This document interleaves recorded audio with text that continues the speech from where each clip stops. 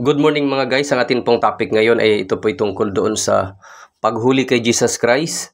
At binanggit nga po niya dito na siya ay makakahingi sa kanyang ama ng higit pa sa 12 batalyon ng mga anghel.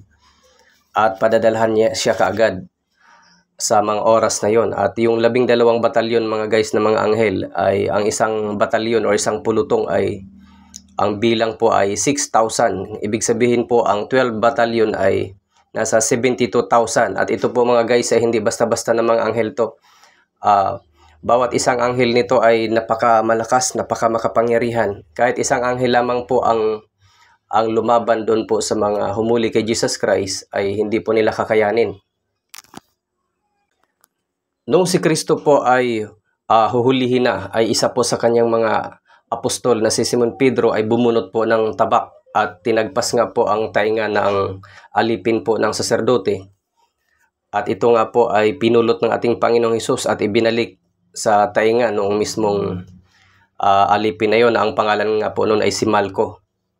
Sa huling mga guys ay si Jesus Christ ay naghimala pa rin, nakita pa rin ng mga Roman soldier ang kapangyarihan niya.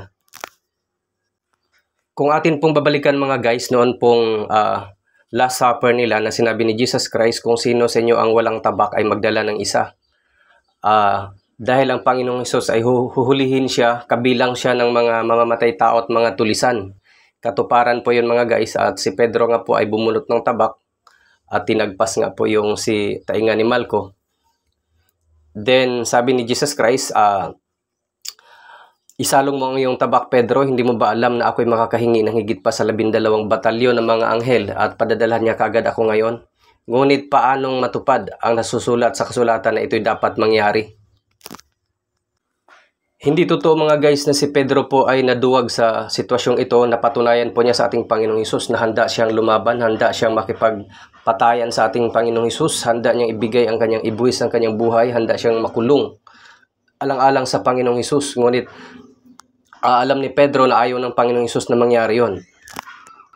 Kaya sa sitwasyong ito mga guys, itinataas ko po si Pedro na si Pedro po ay nakikipaglaban at noong 3 beses niyang idininay ang ating Panginoong Hesus ay upang masundan po niya kung saan po dinadala nila ang ating Panginoong Hesus. Pero napatunayan naman po ni Pedro na talagang handa siyang mamatay. At